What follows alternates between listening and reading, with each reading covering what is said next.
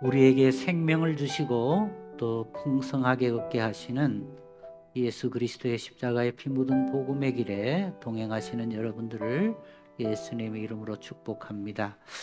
네, 오늘도 함께 자리해 주시고 또 함께 동행하는 여러분들을 예수님을 축복하면서 오늘은 순종의 의미를 우리가 또 성경에서 함께 찾아보고 또 뜻을 나눌 수 있기를 원합니다.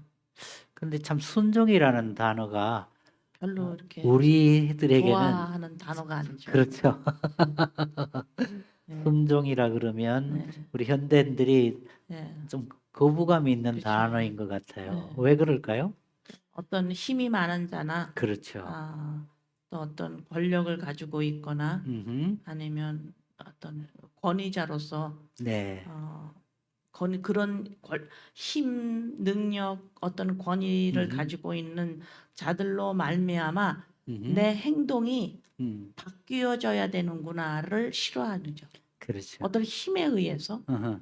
어떤 명예에 의해서 음. 권력에 의해서 어떤 많은 돈에 의해서 음. 그 권위자에 의해서 내 행동이 바뀌어야 된다라는 음흠. 그러한 인식이 좀 가지고 있는 것 같아요. 그래서 아마 순종이라는 게. 거부감이 예, 있는 예, 거죠. 예, 예.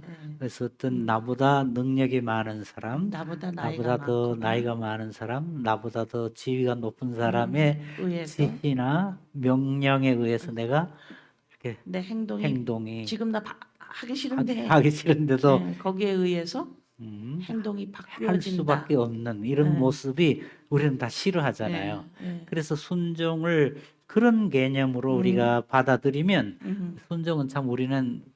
낯설고 하기 별로 싫고 싫지. 예, 거부감이 생길 예. 수밖에 근데 없는데 항상 음, 성경을 보면 그 단어는 따라다녀요. 그러게 말해요. 예, 그죠? 그런데 이 성경에서는 이 순종이라는 단어를 음, 여러 곳에서 반복적으로 말씀하시면서 음, 또 믿음의 길에 있어서 이 순종이 얼마나 중요한지 네, 네. 이렇게 계속 우리에게 말씀하시니까 이 의미를 개념을 정확하게 우리가 정리를 해야 믿음 생활이 정말 가볍고 예, 기쁨 예, 가운데 예, 감사 예, 가운데 갈 수 예. 있을 것 같습니다. 인간이 음, 원죄로 말미암아 네, 하나님으로부터 독립돼서 살고 있기 때문에 네, 거기에서 건져진 구원받은 하나님의 백성들에게 음, 하나님은 지속적으로 음, 너가 나로부터 독립돼서 살면 안 돼.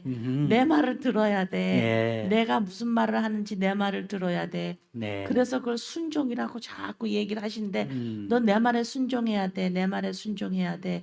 자꾸 말씀하시는데 음, 하나님으로부터 독립된 인간이 우리가 음, 어떤 그 힘에 의해서 내 행동이 바뀌어진다라는 게 너무 싫으니까 음, 하나님이 왜 순종을 하라는지 네, 그 말씀조차도 음, 우리는 거부감이 들고 그렇죠. 부담감이 들어가고 음, 그렇지만 하나님으로부터 독립된 우리들은 음, 아니야 하나님과 함께 살아야 돼. 음, 그래서 내 안으로 와, 내 말을 들어. 음, 자꾸 말씀하고 계시죠. 네. 예. 그러니까 이 순종이라는 개념은 하나님과의 관계 예. 속에서 함께 살아가죠. 함께 살아가는 독립하면 안 그렇지. 돼. 그러니까 다른 말로 하면 순종은 예. 하나님의 아들의 자리에 서서 그렇죠. 살아라. 예. 그 말씀으로 이해해도 예. 좋겠죠? 예. 그게 예, 순종이다. 그렇죠. 예. 하나님의 아들로서 살아가는. 살아가는 그 삶 자체가 음.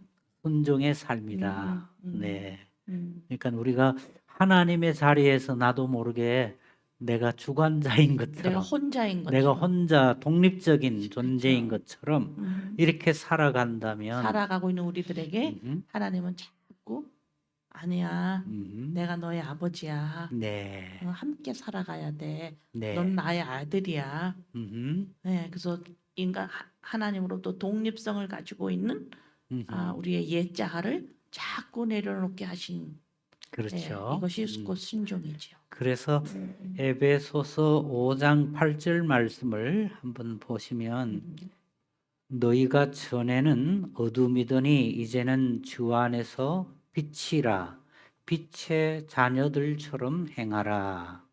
빛의 열매는 모든 착함과 의로움과 진실함에 있느니라. 즉 우리는 빛의 자녀들처럼 살아라, 그 말씀이죠.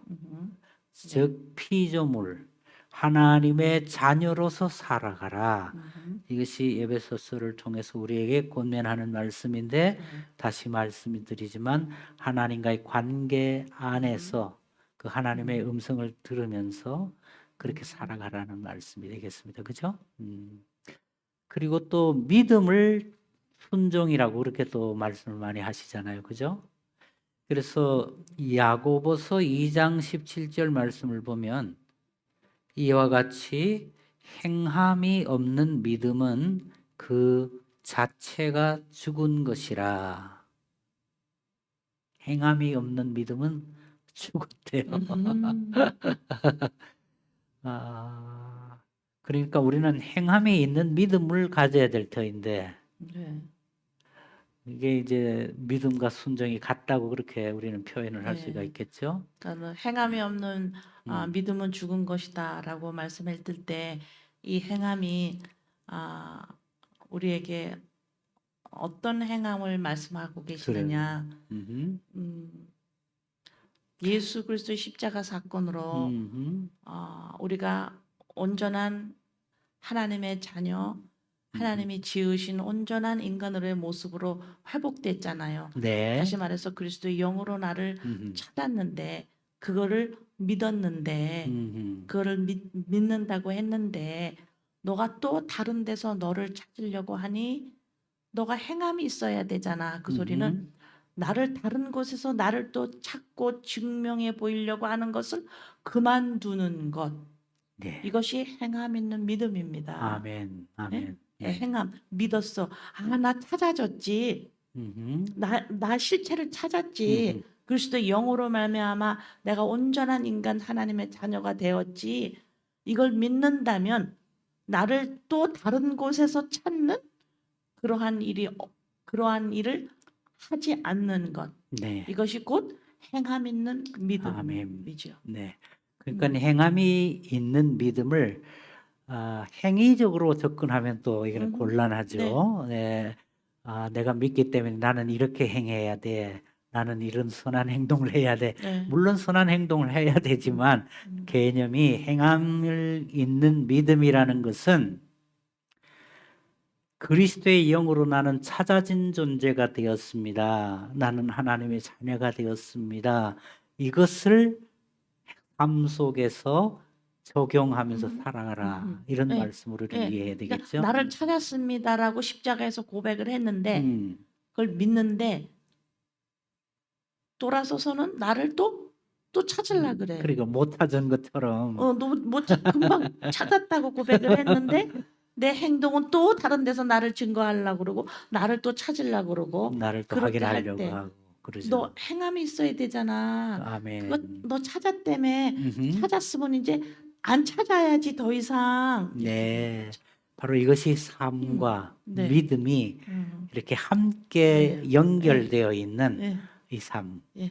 바로 이것이 행함이 있는 그것이 믿음이다. 행함이 있는 믿음이다. 네. 음. 네. 오늘은 우리 현대인들이 이 순종의 개념을 상당히 거부감을 가지는 경우도 많고, 왜 나는 연약한 자리에 서야 돼? 왜 나는 힘 있는 사람의 목소리를 듣고 살아야 돼? 이것으로 이해하면은 순종이 참 거부감이 생길 수밖에 없는데, 그러나 성경은 믿음과 순종을 동전의 양면과 같이 말씀하고 계시거든요. 그리고 또 행함이 있는 믿음으로 살아라고 말씀하는데, 그 의미가 단순히 우리의 행위, 어떤 한 행동을 말씀하는 것이 아니라 그리스도의 영으로 너는 찾아진 존재가 되었잖아. 이 진리, 이 말씀을 믿는다면 우리의 삶 속에서 아직도 내가 다른 곳에서 나를 증명하려고 하고 내 존재를 확인하려고 하는 그런 모습을 내려놓는 그 삶, 바로 이것이 순종의 삶이요 행함이 있는 믿음의 삶이라고 저희들은 믿습니다. 오늘도 함께 해주신 여러분들 감사드리고, 그리스도의 이 십자가의 복음 앞에 정말 우리에게 생명을 주시고 더 풍성히 얻게 하시는 이 진리의 말씀에 예수님의 이 길을 함께 믿음으로 손을 잡고 응원하며 동행하시기를 부탁합니다. 오늘도 함께 해주셔서 감사합니다.